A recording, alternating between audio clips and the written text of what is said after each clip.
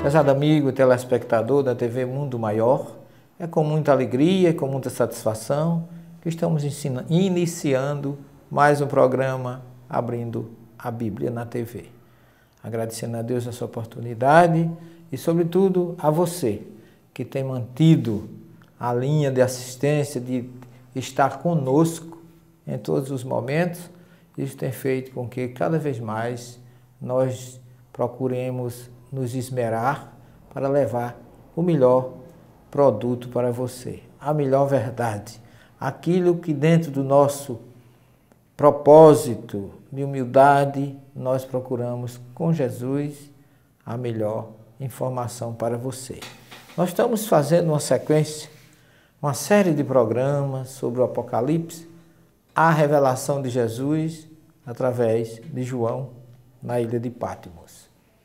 Estes programas, logicamente, nós não estamos aprofundando como deveríamos, pelo menos nessa fase inicial, mas esperamos levar para você, de uma forma básica, informações que são importantes para que possamos entender muitas das informações e muitas das revelações que Jesus colocou nesta obra fantástica, conhecida com o nome hebraico de Risaion e com o nome grego de Apocalipse.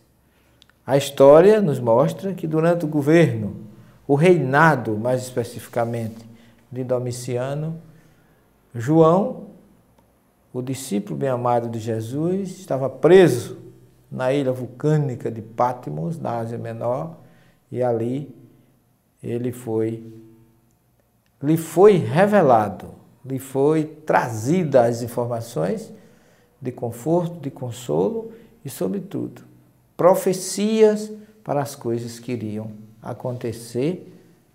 E segundo Jesus, logo estas coisas viriam a ocorrer com aqueles que sofriam no cristianismo nascente. O livro, você sabe, eu tenho as duas revelações, tanto em hebraico como em grego, mas eu tenho aqui a revelação grega, o texto grego, que está no primeiro capítulo 1, versículo 1, Apocalipse Jesus Cristo, o Apocalipse de Jesus Cristo, que Deus lhe deu para mostrar aos seus servos as coisas que brevemente devem acontecer, e enviando-as pelo seu anjo, as notificou a seu servo João. Então, isso aqui, assim inicia-se essa obra, uma obra diferente.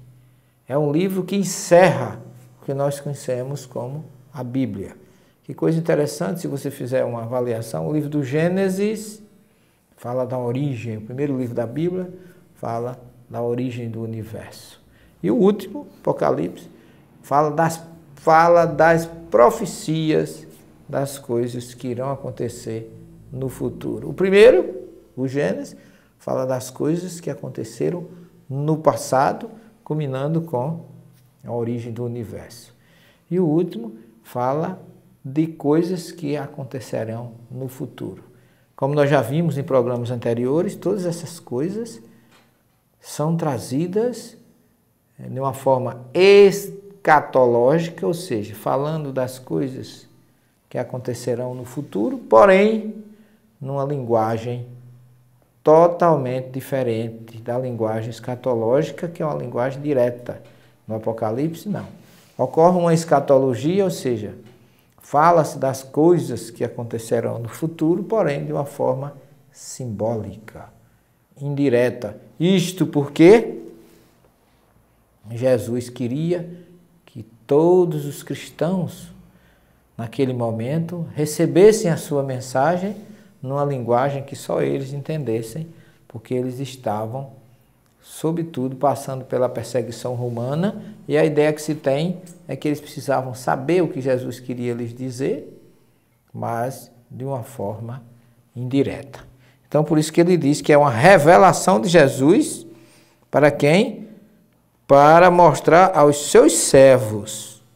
Então, não era para qualquer um, era para os servos as coisas que brevemente deveriam acontecer, e enviando-as pelo seu anjo, ele as notificou ao seu servo João, o qual testificou da palavra e do testemunho de Jesus, o Cristo, de tudo quanto viu. Então, João fala aqui, atesta a verdade dessas informações. João atesta, confirma o que vem colocado em todos esses versículos. E no versículo 3 do capítulo 1, ele diz aqui: bem-aventurado ou feliz aquele que lê, e bem-aventurados que ouvem as palavras desta profecia e guardam as coisas que nela estão escritas, porque o tempo está próximo. Veja que coisa interessante. Bem-aventurado o que lê e o bem-aventurado o que ouve. Aqui há uma espécie de elogio, de exortação, de consolo, porque na época que o Apocalipse foi escrito, havia um alto índice de desinformação, de analfabetismo, então poucos eram aqueles que sabiam ler, muito menos escrever. Então era difícil, o índice de analfabetismo naquela época chegava a 85% da população. Portanto, muito pouca gente tinha o conhecimento da leitura.